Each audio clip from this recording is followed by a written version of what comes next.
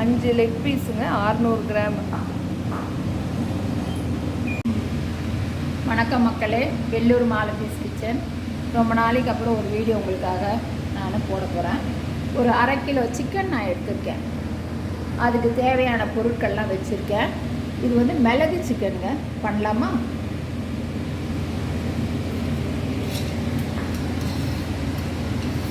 ஒரு ஸ்பூன் எண்ணெய் விட்டுக்கிறேன். இதில் பட்டை, மிளகு பாருங்கள், நான் எவ்வளோ வச்சுருக்கேன் மிளகு பார்த்தீங்களா? ஒரு 20ன்னு வச்சுக்கோங்க. மிளகு, சீரகம், சோம்பு எல்லாமே எண்ணெயில் போட்டுருவேன்.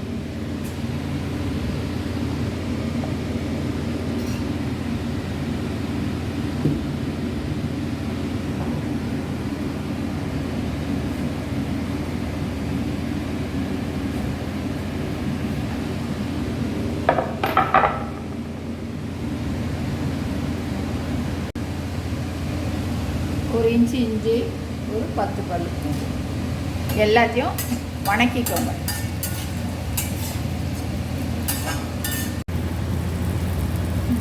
பாருங்கள், எல்லாம் பச்சை மிளகா, இஞ்சி இதெல்லாம் நல்லா வதங்கட்டுங்க. பூண்டெல்லாம் கொஞ்சம் வணங்கின உடனே நான் மேற்கொண்டு போடுறதை காமிக்கிறேன். இது வதங்கும் போதே 4 கருவேப்பிலை போடுங்க, ரொம்ப நல்லா இருக்கும்.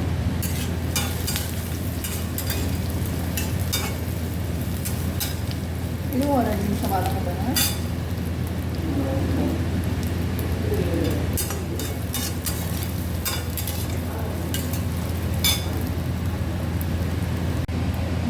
நல்லா வதங்கிடுச்சு பாருங்கள். இதில் ஒரு சின்ன ஸ்பூனில் கொஞ்சம் கசகசா, கேஸை ஆஃப் பண்ணிடுங்க.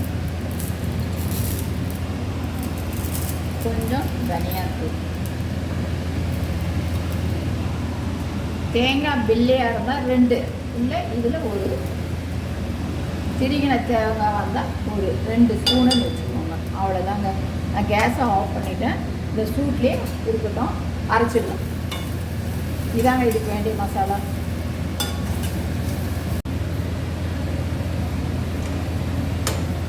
இப்போ நான் எடுத்துருக்கிறது 1/2 கிலோ சிக்கனுங்க. அதுக்கு பாருங்கள், நல்லா ஒரு குழிக்கரண்டின்னு வச்சுக்கோங்க. சாம்பார் குழிக்கரண்டி அளவு எண்ணெய்,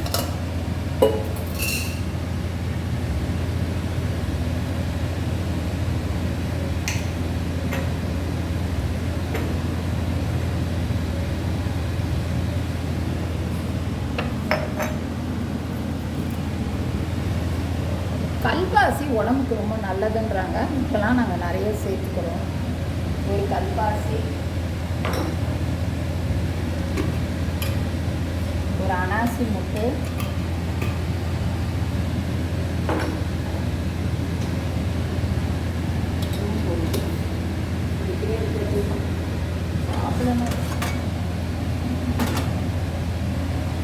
ஸ்டார் போட்டிருக்கேன், கல்பாசி போட்டிருக்கேன்.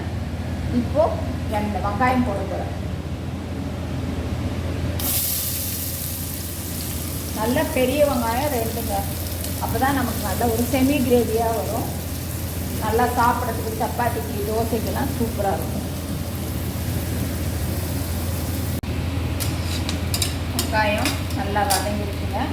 இப்போ ஒரே ஒரு தக்காளிங்க, நிறைய போடாதீங்க. எந்த வித எந்திக்கும் நிறைய தக்காளி சேர்க்க வேண்டாம். புளிப்பு தன்மை கொடுக்கக்கூடாது. இது 1 நிமிஷம் வதங்கணும். இதுங்க தக்காளி ஓரளவுக்கு வதங்குது. ஆனால் இப்போ அப்படியே சிக்கன் போடுறேன். சிக்கனும் நல்லா வதங்கட்டுங்க. கொஞ்சம் மஞ்சள் பொடிங்க,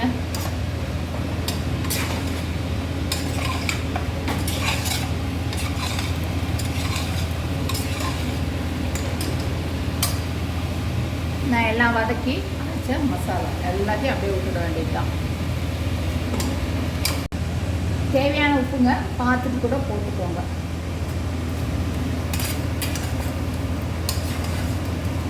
இப்போது இதெல்லாம் கழுவி நான் ஊற்றுறேன். இன்னும் 1 டம்ளர் தண்ணி ஊற்றுவேன். அவ்வளோதாங்க.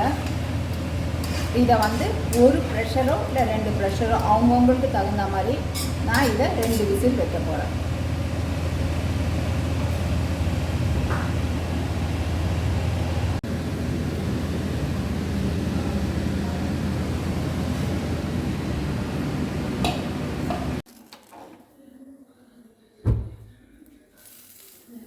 பாருங்கள், ப்ரெஷர் விட்டுச்சு, ஓப்பன் பண்ணிட்டேன். இது ஒரு 2 கொதி வச்சு இறக்கிக்கினாலும் சரி, உங்களுக்கு செமி கிரேவி ஆகனா ஒரு 5 மினிட்ஸ் கொதிக்க வச்சிங்கன்னா கொஞ்சம் செமி கிரேவி ஆகிடும், அவ்வளோதான். பட் இதுதான் மெத்தடுங்க, ரொம்ப பிரமாதமாக இருக்கும். இட்லி, தோசை, சப்பாத்தி எல்லாத்துக்குமே நீங்கள் சாப்பிட்லாம்.